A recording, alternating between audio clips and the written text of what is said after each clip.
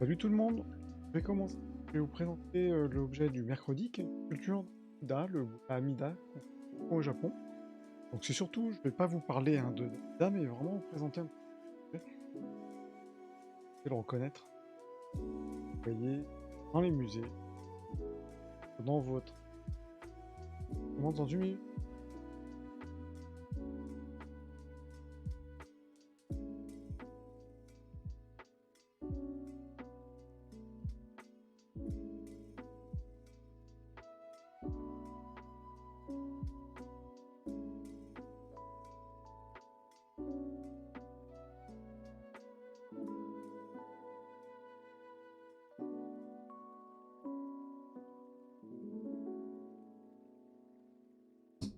Allez, c'est parti, on va parler de ce fameux Bouddha Amida.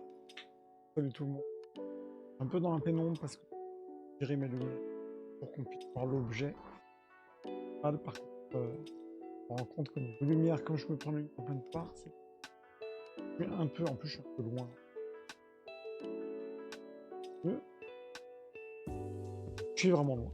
C'est pas grave. Comme j'ai mon matos, je vais la caméra, vous m'apercevez quand même. Après avec le micro, ça va être compliqué. On va faire un test. Sans mettre le micro, faisons un croisement de micro appareil photo. Normalement c'est bon. On va faire ça. Toujours hein, l'installation, étant donné que j'ai des objets qui sont vraiment très différents en taille.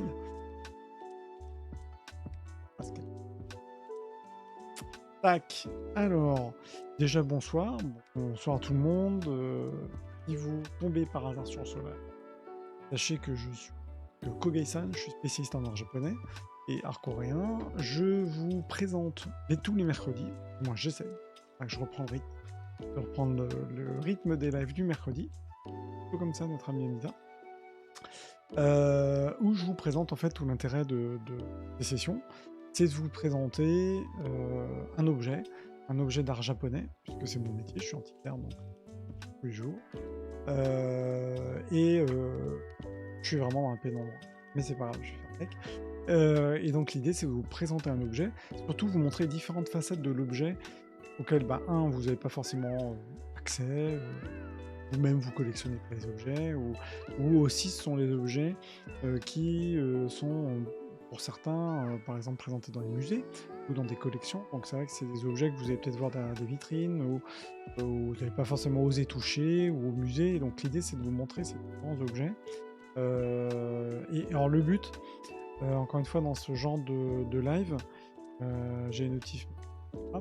Ce genre de live, c'est vraiment essayer aussi de répondre à vos questions, répondre au maximum en tout cas, d'un point de vue, encore une fois, avec un objet. C'est-à-dire là, en l'occurrence, je vais pas forcément vous parler du Bouddha en lui-même, sur le live, c'est difficile de parler du Bouddha en demi-heure, mais je fais vraiment focus sur l'objet. Donc vraiment vous présenter l'objet, parce que si voilà, quand vous êtes dans un musée, vous voyez des sculptures de Bouddha, moi j'aime beaucoup quand vous allez voir des collections japonaises, je vais vous donner une clé pour reconnaître tout le fameux Bouddha qu'on a sous les yeux. Et aussi, voilà, ça vous donne aussi une idée de ce genre d'objet. Déjà de la taille et combien ça coûte. Voilà, essayez de répondre vraiment au maximum de questions par rapport à ça. Si vous voyez ce live, si vous tombez la grosse intro, mais si vous tombez sur ce live, après n'hésitez pas à me poser des questions sur Twitch, sur Twitter. Il n'y a vraiment aucun problème, je suis vraiment disponible, je suis là pour ça. Et donc voilà. Sinon pour info, je fais également des vidéos mettre en place calendrier. 3 jours que je me dis calendrier. Où je fais des lives sur les expositions, les sorties à voir pour ceux qui aiment le Japon, la Corée. Ouvrir un petit peu aussi sur les autres cultures que j'aime, l'Asie, l'Afrique, etc. On va voir, mais en tout cas, un même gros focus, c'est Japon-Corée. Je vous parle aussi de thèmes artistiques, objets d'art. Ça, c'est plutôt le lundi ou le mercredi, le lundi ou le mardi, les thèmes objets d'art, artistes. Le mercredi, objet. Le jeudi, un mythe ou une légende. Et ensuite, le vendredi, normalement, je fais un point sur tout ce qui va être plutôt design graphique. En tout cas, notre sujet, toujours cette sculpture donc qui représente un Bouddha. Déjà cette sculpture, je peux la mettre comme ça parce que caméra. C'est une sculpture qui mesure ah mince, je voulais vous montrer, pour mettre, c'est pas grave. Vous voyez, ça fait 2 mains, c'est une sculpture là qui fait 23 centimètres. Donc ça, c'était vraiment une sculpture de Bouddha, je vous montre, qui a été présentée dans un hôtel qui, donc hôtel particulier, hein. Ça peut être un hôtel, temple, mais c'est pas le cas pour en tout cas pour cette sculpture-là. Heu, donc ce sont des sculptures qui ont été faites très souvent, à la demande par des artisans, hein, qui ne faisaient que ça, sculpture en bois d'ailleurs, je précise. Il y a cette forme, vous voyez avec la, parabole qui est juste derrière, vous voyez, c'est laqué. Je vous présente vraiment l'objet avant de vous parler vraiment de ce qu'il représente et surtout l'ensemble de cette dorure, ce lac doré. Fundame, c'est une technique, japonaise de lac. Ça aussi, je ferai un live spécifique pour expliquer, pas non plus, pointu, hein. Le but, c'est vraiment, de rester accessible mais vous expliquer aussi peut-être les différentes techniques de lac qui existent, de lac japonaises, vous expliquer live là-dessus. En tout cas, sachez que très souvent, quand vous allez voir des objets qui sont, dorés, il y a eu enfin, en tout cas, il y a une technique de lac japonaise, donc on parle de lac, c'est vous avez très souvent une première couche de lac sur lequel donc sur une structure en bois qui a été sur lequel vous avez une couche de lac et du vernis, sur lequel vous allez mettre des soit c'est une peinture dorée à base de pigments d'or, soit vous avez ou doré, soit vous avez, carrément des paillettes d'or qui sont mises partout et qui vous allez ensuite recouvrir avec une couche de vernis. Mais ça, je leur expliquerai de lac similaire à un vernis. Ça, je leur expliquerai. En tout cas, ce que vous voyez quand vous voyez des sculptures qui sont vraiment du bois déjà, bois qui est laqué, et donc qui est laqué en l'occurrence ici sur or. Donc ce qui est vraiment une particularité pour cet objet qui est vraiment un bel objet, parce que vous pouvez vous dire que c'est un objet récent, je vais le mettre là, et je vous composition des là, pourquoi ils ont cette tête là. C'est un objet donc qui a été fait donc doré, qui a été fait pour être mis dans un hôtel, a priori un hôtel particulier, maison, qu'on appelle les hôtels, avec les fameux Butsudan, sur hôtel avec 2 portes. Vous ouvrez, vous avez votre Bouddha dedans, vous pouvez l'exposer pratiquant pense du Bouddha qui est ici le Bouddha Amida. Euh, Ça peut aussi être une sculpture qui a été faite sur demande pour un petit temple. Là, en l'occurrence, pour celle-ci, mais elle est assez tardive. Quand je dis tardive, 20e siècle, hein, clairement, elle est de la période Showa, fin Showa. C'est vraiment quelque chose qui est fait sur demande. Cette petite sculpture, alors, quand je dis petite, c'est quand même une belle sculpture. Donc ici, elle représente Bouddha Amida. Il faut savoir que les sculptures qui sont type, que vous allez voir dans les musées, je vais la remettre comme ça, pour vous montrer le bestiau. Vous avez toujours, évidemment, l'appareil photo fait la netteté, par la netteté, je rends la netteté ici. Je sais pas. Voilà. Sur le Bouddha, première partie, vous avez le Bouddha posé sur son socle. Là. Voilà. Socle qui est ici. Vous pouvez le deviner si vous ne connaissez pas. Hop, je sais pas, je contrôle en même temps. Un socle en forme de lotus, très très très souvent le cas dans les écoles du bouddhisme japonais, et on pourra parler des attributs. Le lotus parti, notamment une réforme outra du lotus. Là aussi j'en parlerai, mais le but c'est pas de vous noyer dans cette information, on reste vraiment focus sur l'objet. Donc on a le Bouddha qui est assis sur un socle, un lotus. Bouddha, je vais en parler de sa position. Là, bon, vous voyez bien qu'il est en position de méditation. Ne serait-ce que par sa position au niveau des genoux. Les yeux semi-fermés, semi-clos.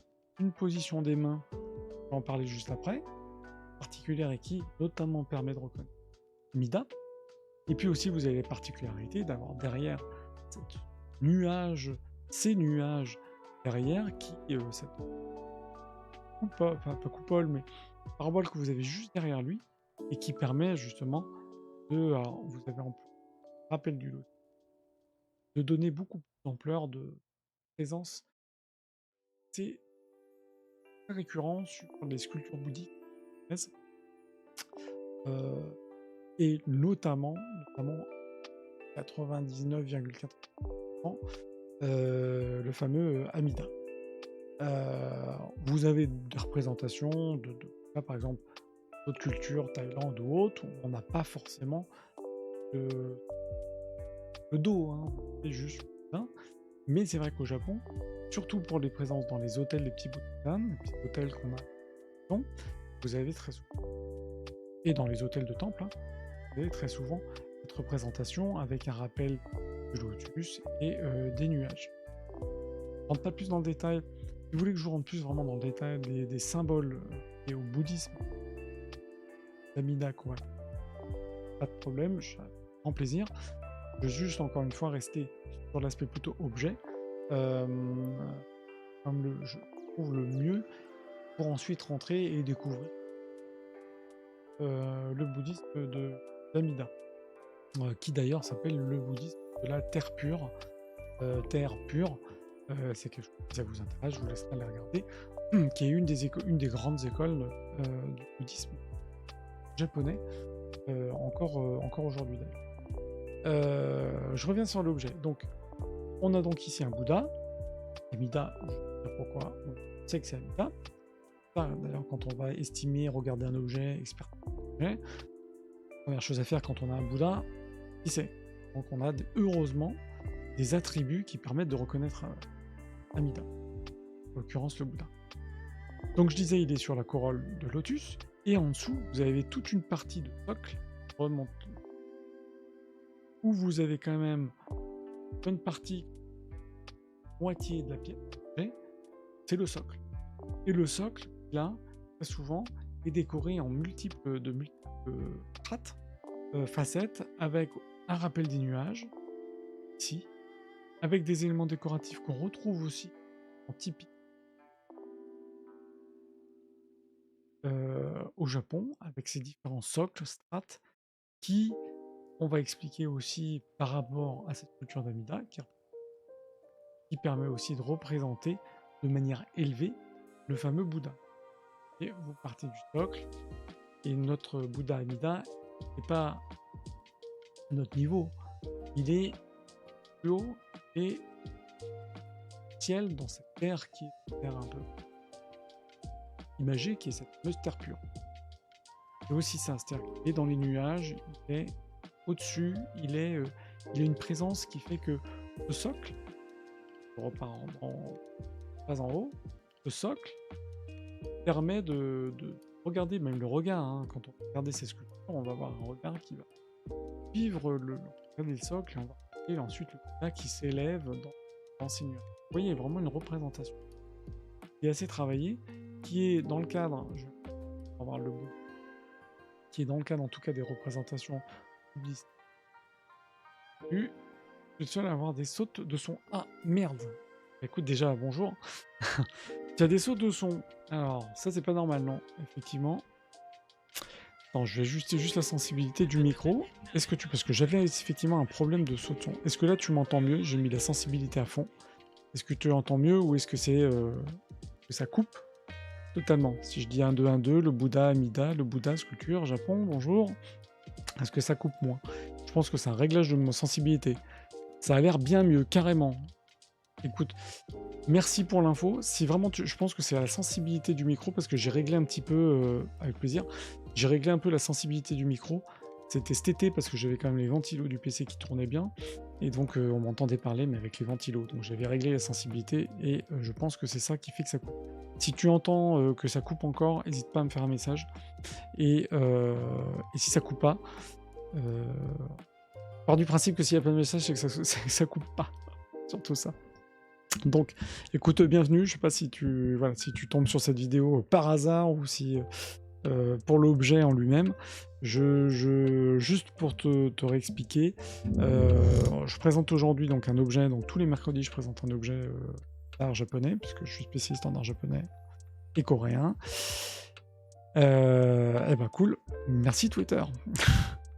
Donc écoute, voilà, donc tous les mercredis, alors je présente d'autres sujets, je mettrai un jour mon calendrier, mais lundi, mardi, je présente en tout cas des objets d'art, je présente pardon, des thèmes artistiques, des artistes. Le mercredi, je fais toujours un focus sur un objet d'art, surtout en tout cas un objet que généralement vous n'allez pas, quand je dis vous, les gens qui bossent pas forcément dans le milieu de l'art ou les antiquités, permettent de découvrir et de parler justement des objets qu'on voit ou dans les musées, pour en parler un petit peu plus. Voilà, en donnant en tout cas des clés de compréhension des objets. Donc écoute, bah, merci Twitter. Donc je fais aussi du, euh, du gaming, mais ça c'est plutôt le soir. Donc voilà, donc je fais vraiment une chaîne en tout cas qui essaie d'être accessible sur les objets d'art. C'est voilà, la grosse intro. Donc là je prends un objet, et cette sculpture que je disais, une sculpture d'Amida, donc d'un Bouddha qui s'appelle le Bouddha Amida, A-M-I-D-A, qui est une sculpture très classique au Japon, qu'on retrouve très souvent. Et donc ça, c'est une sculpture qui était faite pour être mise dans un hôtel à la maison ou dans un temple. En tout cas, ça peut être mis dans un temple. Mais celle-ci, en l'occurrence, c'était vraiment une sculpture qui a été faite pour un usage particulier d'un pratiquant du fameux bouddhisme d'Amida, ce qu'on appelle l'amidisme, ou Bouddha. C'est aussi le Bouddha de la terre pure. Donc on appelle ça aussi le bouddhisme de la terre pure. Je te laisserai aller regarder éventuellement. Mais je ferai éventuellement un focus si vraiment ça vous intéresse sur peut-être pas des grandes branches. Bon, je peux rentrer dans les grandes branches de bouddhisme, c'est juste que je veux pas non plus noyer tout le monde dans des infos. Voilà. Moi, je reste quand même focus sur les objets. Mais c'est des choses qu'il faut connaître, en tout cas quand on s'intéresse au Japon. Une des grandes branches du bouddhisme au Japon, c'est cette fameuse, le fameux amidisme. Donc là, ici, c'est une représentation du Bouddha Amida. Le Bouddha Amida, il est représenté ici, donc c'est du bois laqué. Je rappelle pour tous ceux qui arrivent aussi en cours, c'est du bois donc laqué, bois sculpté, qui a été laqué. Donc ça aussi, je ferai une vidéo là-dessus pour expliquer les techniques de laque. Concrètement, c'est quoi? On a une couche de laque, comme il faut l'imaginer comme un vernis, sur lequel a été peint une peinture à base de pigments d'or, donc qui se rapproche de l'or. En l'occurrence, là, c'est vraiment, effectivement, il y a une base d'or, mais c'est pas de l'or brut, hein, c'est vraiment des fines particules d'or, sur lequel ensuite on va recouvrir avec une couche de vernis, donc ce qu'on appelle une couche de laque. Et c'est comme ça en fait que sont travaillées les laques japonaises de type, c'est comme ça, on appelle ça fundame, F-U-N-D-A-M-E, ou faut se dire que c'est complètement peint à l'or, voilà, ou du moins une couleur un pigment qui va se rapprocher le plus de l'or.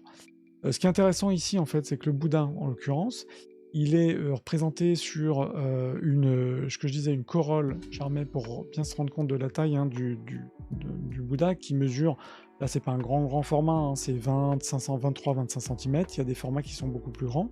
Celui-ci, c'est comme, encore une fois, c'est pour un petit hôtel à la maison, vous pouvez le poser sur un meuble, mais c'est du bois, et ce qui est assez intéressant, c'est que on a une structure, et c'est là où j'en étais, c'est qu'il y a une structure, je dirais une triple structure dans les sculptures de Bouddha japonais.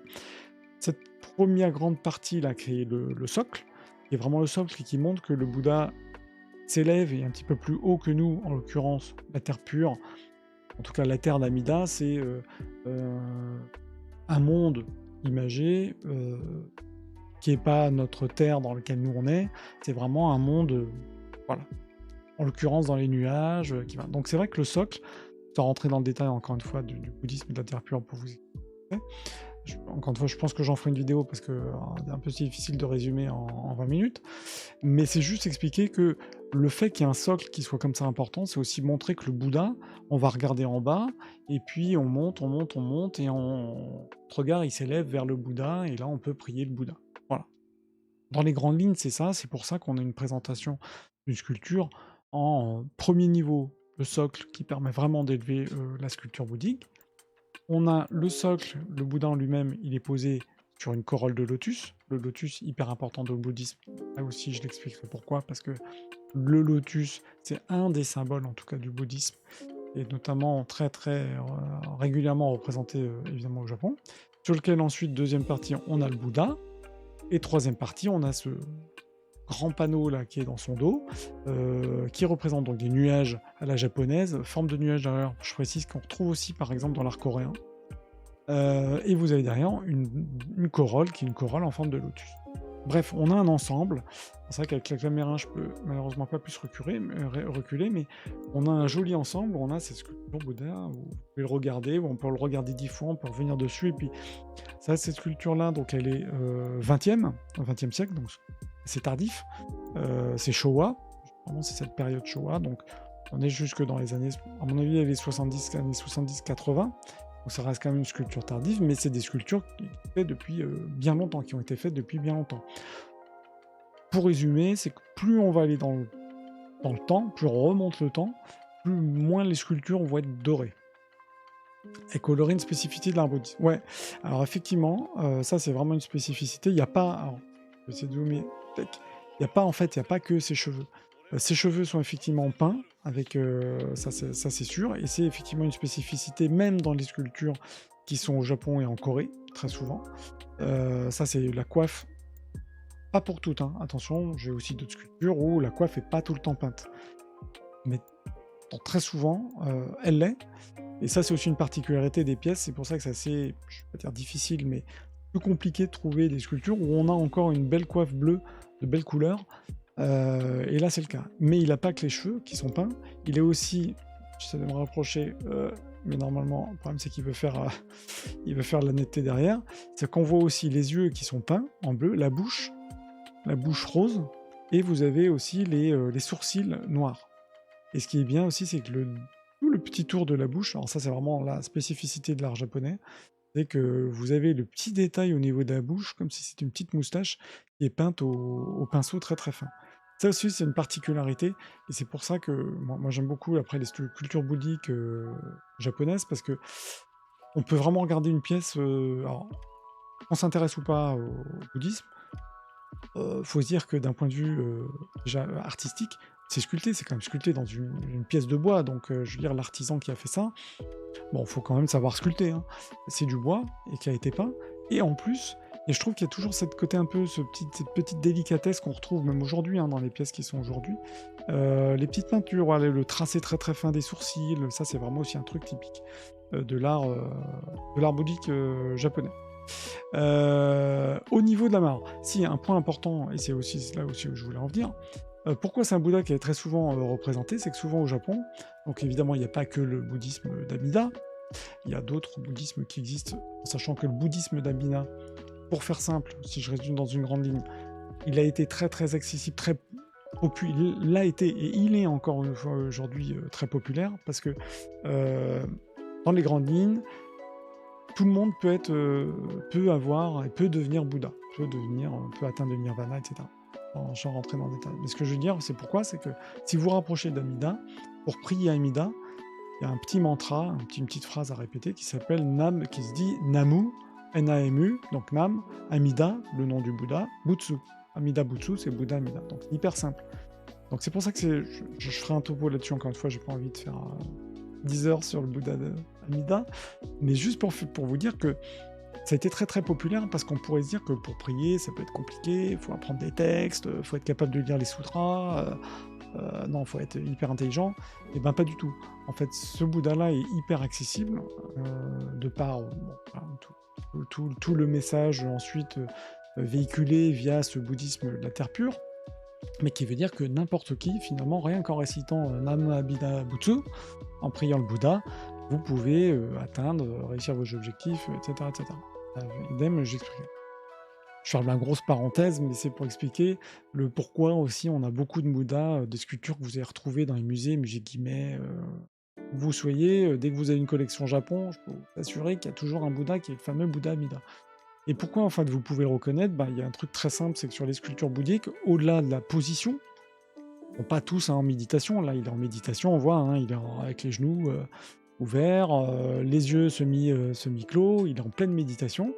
Et ben il y a un point, un truc que vous pouvez toujours regarder quand vous avez des sculptures bouddhiques, que ce soit des petites sculptures comme des trucs qui peuvent mesurer quasiment 2 mètres de haut, c'est les mains. Les mains, il y a une position des mains qu'on appelle les mudras, M-U-D-R-A, qui permettent de caractériser, la position, qu'est-ce qu'il est en train de faire, et deux, surtout caractériser le Bouddha en lui-même.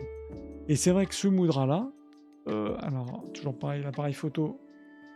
Bon, là, je dirais que c'est un peu grossier. C'est-à-dire souvent dans les sculptures, soit c'est comme ça, on voit qu'il a les mains jointes, vous voyez, il a les mains positionnées, et puis des fois, on va voir qu'il a, donc là, il a les mains positionnées, hop. Vous voyez, ça peut être des formes différentes, avec les doigts, ça peut être les mains juste en méditation, ça peut être, ouais, etc. Bref, il y a différents mudras. Et ici, il faut imaginer que vous avez le pouce et l'index qui se touchent. Alors, je vais essayer de vous trouver une image, ça va être plus simple. Pour vous montrer le Bouddha, alors, j'avais une image de mis de côté. Alors, je suis désolé, c'est pas le Bouddha Amida, hein, c'est une image classique. C'était juste pour vous montrer. Tac. Qui est cette forme-là. Vous imaginez cette forme-là, c'est-à-dire les deux pouces qui se touchent, les deux index levés qui se touchent. C'est ce mudra-là, ce qu'on appelle le Samahita Mudra, qui est en fait un des mudras utilisés dans la méditation. Donc cette forme, cette position de main, c'est typiquement la position du Bouddha Amida.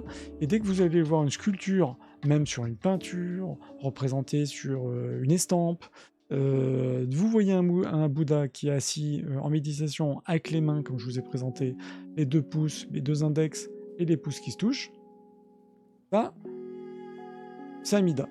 Voilà. Donc comme ça, vous pourrez reconnaître toujours Amida. Après, tout ce qui va derrière, l'histoire, le pourquoi Amida, terre pure, qu'est-ce que c'est, etc. Encore une fois, je vous dis, je vous expliquerai peut-être dans une autre vidéo, limite semaine prochaine, je vous ferai une vidéo là-dessus. Comme ça permet de suivre sur Amida, c'est qui, c'est quoi, et pourquoi on le représente.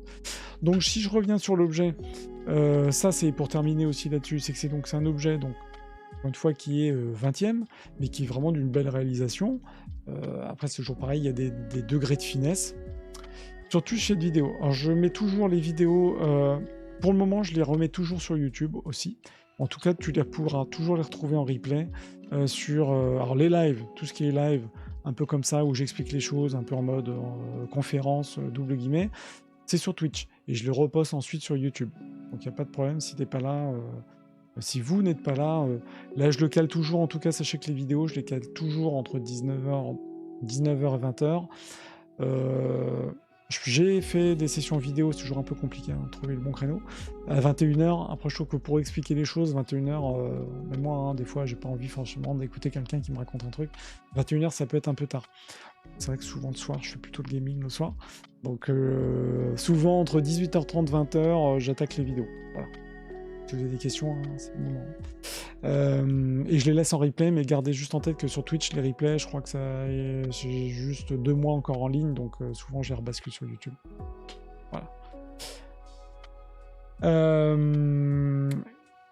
Je peux te dire aussi, alors au niveau de sculpture, ça, ce genre de pièce, dans d'un bon état, donc là je parle vraiment de l'objet en lui-même, on n'en trouve pas toujours des masses. Pourquoi? Parce que souvent le Bouddha peut être détaché ou a pu être recollé. Je vous montre, il y a derrière, c'est pas collé. Vous voyez, il y a une sorte de. C'est un peu le système de Tenon et Mortaise. Les systèmes en bois japonais, c'est assez. Il y a des zones sur les pièces plus tardives 20e qui sont collées, mais d'autres sont encastrées les unes des autres.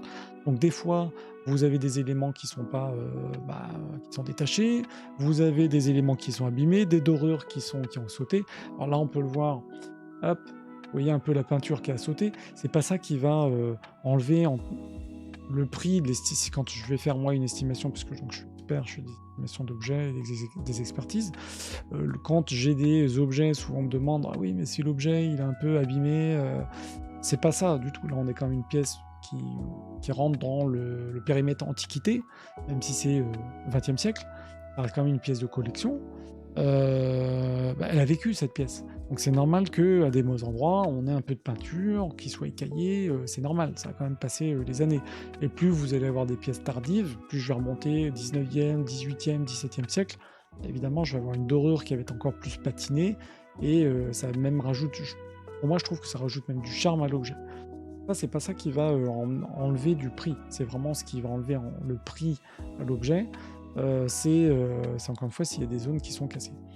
Des Bouddhas comme ça, vous en avez de toute taille, donc quand on va estimer un objet comme ça, les pièces que tu présentes sont à toi ou elles sont confiées en expertise. Celles-ci sont les miennes, parce que je vends aussi des objets pour ça que je ne parle pas de mon activité vente d'objets sur Twitch. Tu vas me dire, tu fais des vidéos, tu vends tes objets. Mais celles-ci sont les miennes. Et effectivement, des fois, je vais avoir des objets qu'on me confie pour expertise. Et pour le moment, j'en ai pas à représenter, mais ça peut arriver. Et l'idée, c'est toujours pareil, c'est que si vous, même vous, hein, vous voyez des objets dans un musée où vous avez vu passer un truc, un objet japonais, vous voulez que j'essaie de vous le présenter, je vous promets pas que j'en ai un tout de suite, mais je peux essayer de trouver des objets pour essayer de vous les présenter. Le but, c'est de présenter des objets, des choses qu'on n'a pas l'habitude de toucher. Moi, je touche des objets évidemment tous les jours, mais l'idée, c'est de vraiment vous présenter aussi des trucs que vous voyez dans les musées. Ah, j'aimerais bien voir, j'aimerais bien savoir un petit peu plus. Voilà. De toute façon, les pièces qui sont juste une parenthèse aussi là-dessus, les pièces qui sont passées sur expertise, c'est des choses que moi qui restent pas très longtemps chez moi. Beaucoup se font sur photo. Il s'avère que j'ai beaucoup de contacts et de gens qui viennent de toute la France. Et beaucoup. Alors, il y a des choses sur photo qui sont estimables, expertisables, d'autres choses qui sont clairement pas expertisables sur photo. Alors, les estampes, par exemple, ça peut être très compliqué, d'autant qu'il y a eu beaucoup de copies. Bon, bref. Il y a des céramiques, ça peut être très compliqué aussi. Voilà. Des objets comme les sculptures de tout le bouddhisme, là, on n'a pas de souci. Quand c'est fait pour le marché chinois, ça se voit tout de suite. Quand c'est fait par des Japonais pour le marché des Japonais, ça se voit tout de suite. Donc, ouais, il y a des choses qui ne se trompent pas, quoi. Donc, ce que je veux dire, c'est que ce genre d'objet, je fais aussi du sourcing d'objets, hein. Quand je dis sourcing, c'est que, bah, là, en l'occurrence, j'ai une personne qui me demande de chercher un objet très particulier, divague par rapport à ce que je raconte là, mais un objet particulier, qui est ça, je pourrais en parler aussi, qui est un éventail qu'on appelle les Tessen, qui étaient des éventails de guerre, avec des lames. Mais c'est des lames coupantes qui étaient utilisées par les samouraïs, donc comme armes carrément. Donc ça, ce genre de pièces, c'est très compliqué à en avoir parce qu'il y en a quasiment plus, soit ils sont tous en morceaux, et puis c'était des objets qui étaient utilisés sur les champs de bataille. Donc ce genre d'objet, ouais. Arme blanche, t'as suivi. Ouais. Bah oui, c'est cool parce que j'ai souvent des demandes qui sont plutôt classiques, type vase pour Ikebana, des choses comme ça. Mais c'est vrai que ce genre d'objet, parce que je sais que cette personne m'a contacté parce que c'est très compliqué d'en trouver. Et si je le trouve, je pense que j'en ferai une vidéo parce que c'est hyper compliqué d'en trouver déjà, d'en trouver en bon état. Et puis le concept arme blanche, parce que typiquement, alors, si c'est plié, voilà, si ça vient, et si c'est à expédier en l'occurrence, en plus c'est un client qui n'est pas français, donc bref. Je reviens sur notre Bouddha. Un Bouddha comme ça, même si ça vous intéresse vous pour une collection, c'est pas des objets, enfin c'est des objets, on peut se dire, ouais, c'est doré, ça coûte une blinde. Non, alors, ça c'est des objets qui coûtent entre 100, allez, entre 100 200 euros. Vous avez un objet comme celui-ci, c'est possible, et c'est 20e.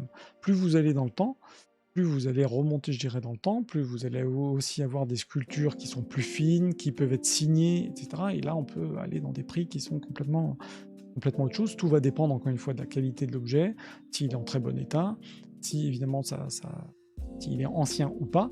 Et c'est ça qui est aussi intéressant. Mais ce que je veux dire, c'est aussi pour ça que je veux faire des vidéos, c'est montrer que des objets comme ça, si on aime le Japon, c'est pas pour vendre ma boutique, hein, encore une fois, c'est un souhait de pas parler de ma boutique. Je suis pas là pour pas là pour ça. Je veux vraiment axer vraiment sur les objets à expliquer. Mais tout ça pour dire que même des objets qu'on peut voir, eh ben on peut accéder et on peut les commencer aussi à les collectionner. Et c'est vrai que je trouve que les sculptures bouddhiques, alors évidemment, bon, je pense qu'on commence à vouloir une sculpture bouddhique parce que peut-être on pratique le fameux bouddhisme, ou pas, parce que j'ai eu quelqu'un qui est venu, un client qui a voulu une sculpture d'un Bouddha qui pratique pas, qui est pas le bouddhisme, mais il est tatoueur, qui est super d'ailleurs. Tatoueur, il fait du tatouage 100% Japon, façon Irezumi, et il voulait se créer une ambiance très japonisante, et il fait des dos complets, des corps complets, et voilà. Et je trouve qu'une pièce comme ça, et c'est quelqu'un qui a vraiment une sensibilité avec l'objet, et qui l'a regardé, qui est venu vers l'objet, pas par le bouddhisme, mais vraiment pour l'objet. Et ça, je trouve que c'est aussi intéressant, c'est-à-dire qu'on peut se dire qu'une pièce comme ça, on peut la collectionner parce qu'on la trouve belle, un peu comme une figurine, hein, c'est un peu les figurines d'avant. Et évidemment, il y a son attrait décoratif, et puis il y a son attrait plutôt spirituel, et c'est ça que moi j'aime bien, en tout cas dans les sculptures de Bouddha japonais. Voilà. Donc je vais terminer là-dessus. Si vous avez des questions, bah, n'hésitez pas, je suis là maintenant, là tout de suite. Et puis si vous souhaitez que je traite Amida, et je pense que si ça vous intéresse, je pense que je vais quand même le faire, peut-être un topo sur Amida, plus précisément qui il est, comment il est représenté, et en quelques lignes, la Terre pure, qu'est-ce que c'est. Ça, je prévois ça dans ces cas-là pour la semaine prochaine. Je ferai une vidéo là-dessus. Je fais toujours des slides, donc j'essaie d'être le plus explicite possible. Si vous avez d'autres questions sur cet objet ou autre chose, bah, n'hésitez pas maintenant ou plus tard, puisque je mets cette vidéo de toute façon en replay, toujours sur Twitch et sur YouTube. En tout cas, il faut juste se dire que ce genre si ça vous intéresse, les sculptures de Bouddha, que vous aimez le Japon, la Corée, bref, l'Asie, c'est assez sympa d'ailleurs de commencer à regarder les différences entre les Bouddhas quand vous allez voir, je sais pas, au musée Guimet, où je parle beaucoup aussi sur Twitter du musée des arts asiatiques de Nice. C'est bien, même si vous aimez les cultures d'Asie, avec un grand A, de regarder un peu les différences entre les sculptures Chine, Thaïlande, Corée, Japon. Regardez surtout les visages, regardez les positions de main des fameux mudras, vous allez voir des différences. Et déjà, vous allez forger votre œil entre les différents pays. Vous allez voir que certains, on a des joues un petit peu plus gonflées, souvent en Corée, c'est un peu comme ça. Au Japon, on a souvent les yeux semi-clos quand on est en méditation. Il y a des choses comme ça que vous allez repérer entre chacun des pays. Et voilà, ça va aussi affiner votre regard, en tout cas, si vous portez un intérêt à ce genre de représentation. Bon, après, il faut en voir beaucoup, après, pour se dire, ah oui, là, c'est Corée, là, c'est Japon, là, c'est Chine, mais ça vous donnera déjà un ordre d'idée, et puis moi, je trouve que c'est assez cool, même avec des enfants, de dire, tiens, celui-là, tu penses que c'est quel pays et puis, tiens, tu penses, regarde la position des mains, c'est qui, c'est quoi. Alors, la position des mains, là, je vous rappelle, ça s'appelle le Samahita Mudra, S-A-M-A-H-I-T-A, Samahita Mudra. C'est la position de méditation. Donc même vous, si vous voulez vous mettre en Samahita Mudra, vous avez le droit en faisant une méditation. Mais voilà, en tout cas, c'est toujours Amida, c'est toujours un plaisir de le retrouver dans des sculptures. Et parce que je trouve que c'est un Bouddha qui est paisible. Je dirais ça, paisible. Moi, j'aime bien le regarder. Et puis c'est vrai qu'une sculpture comme ça, au-delà du fait qu'elle soit dorée, hein, je trouve il est cool, quoi, dans ces nuages. Moi, j'aime bien. Voilà. Bah écoutez, merci de m'avoir suivi. J'espère que ça vous a plu. Encore une fois, je suis désolé d'être moi dans la pénombre, mais c'est parce que j'ai mis ma lumière un peu à fond pour l'éclairer lui, mais pas moi. Donc c'est pas grave, j'ai mis une face en noir. Eh ben merci, cool. Bah écoute, j'espère que ça t'a plu. Cool. J'essaie d'être le plus explicite possible, donc faut pas hésiter après à me poser des questions ou même après la vidéo, tiens, vous pensez à un truc, il a raconté ça, faut pas hésiter. Twitter ou ici, avec grand plaisir. Et puis, bah c'est cool. Si ça t'a plu, si ça vous a plu, voilà. Cool. Je fais ça vraiment pour faire plaisir, hein. Et ce petit Bouddha qui est comme ça, je le remets comme ça parce que comme ça on voit bien. Mais sinon, hein, juste aussi pour terminer, hein, sur les sculptures, vous en avez, je sais pas si vous êtes déjà allé au musée, aussi au musée Guimet, tiens, si vous êtes sur Paris, ou si vous passez sur Paris, vous avez des sculptures dans le cadre du musée Guimet qui sont présentées, mais vous avez aussi le Panthéon, c'est un musée qui est juste derrière le musée Guimet, qui s'appelle le Panthéon bouddhique, qui fait partie du musée Guimet. Et alors là, si vous vous intéressez au bouddhisme, si vous êtes bouddhiste vous-même, si vous voulez faire des études dans le bouddhisme, si vous vous intéressez à la sculpture japonaise et coréenne, bon, en l'occurrence, on est 80, je crois qu'on est que japonais d'ailleurs, c'est le Panthéon bouddhique. C'est un musée où vous n'avez que des sculptures de Bouddha. Toutes les formes, petits, grands, moyens, c'est un truc génial. Donc, cool. Pourquoi musée asiatique, lequel? Paris ou Nice? Paris. Si c'est Paris, faut pas hésiter à aller à l'autre parce qu'il est à Nice. Bah oui. Voilà. Alors, tu as des sculptures, effectivement, à Nice. Il y en a plus qui sont dans le fond. Mais si vous venez sur Paris, faut pas hésiter à regarder le Panthéon bouddhique. C'est vraiment un truc qui avait été fait par le musée Guimet, par Guimet, par Monsieur Guimet, qui a ouvert en gros, c'est une succursale, c'est un petit musée qui se fait vite, mais où vous rentrez là-dedans, c'est une sorte de caverne d'Ali Baba, sauf que vous n'avez pas des bijoux, des pièces, vous avez que des sculptures de Bouddha. Et c'est assez dingue. Donc surtout si vous êtes étudiant, en tout cas dans l'art, Il faut aller absolument regarder tous ces objets, quoi. Exactement, ouais, la collection tout en haut, bah oui, en ce moment, en plus, il y a des peintures. J'ai fait des vidéos et une vidéo, je sais plus si je l'ai foutu sur TikTok, mais je crois, parce que les vidéos comme ça, je les fais sur TikTok. J'avais parlé avec le conservateur, qui est très sympa d'ailleurs. Faut suivre le conservateur d'ailleurs à Brossard. Vous regardez sur Nice, il est trop sympa. Mais ouais, la collection, je trouve qu'elle est très bien. Bah, justement, musée de Nice, en haut, le dernier étage, on a différents Bouddhas qui sont de pays différents. Et je trouve que c'est bien pour affiner son regard. Et c'est vraiment une belle petite collection. Claire, le musée de Nice, j'en parle beaucoup sur Twitter, hein, mais j'aime beaucoup ce musée. On peut voir nos amis les Bouddhas là-bas.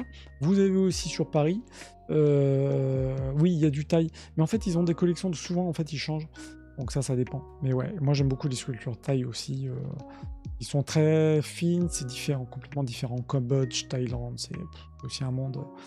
En fait, des vidéos, je pourrais en faire tout le temps, tout le temps. Moi, ma spécialité, c'est Japon-Corée, mais je regarde beaucoup de choses. J'adore l'Afrique, j'adore l'Océanie, donc je crois que je vais faire un jour un pays, on va faire des vidéos comme ça. Mais bon, c'est passionnant, hein. Voilà. Oui, juste, je parlais du musée Cernouski, qui est sur Paris, où là, on a un énorme Bouddha qui mesure quasiment 2 mètres, voire 3 mètres de haut, et qui est présenté aussi. Donc, si vous aimez les Bouddhas, on a de la chance, en France, d'avoir des collections, et c'est cool. Et voilà. Donc, moi, j'ai ce petit Bouddha qui est là. Pour le moment, ça suffit. En tout cas, merci beaucoup de m'avoir suivi, écouté.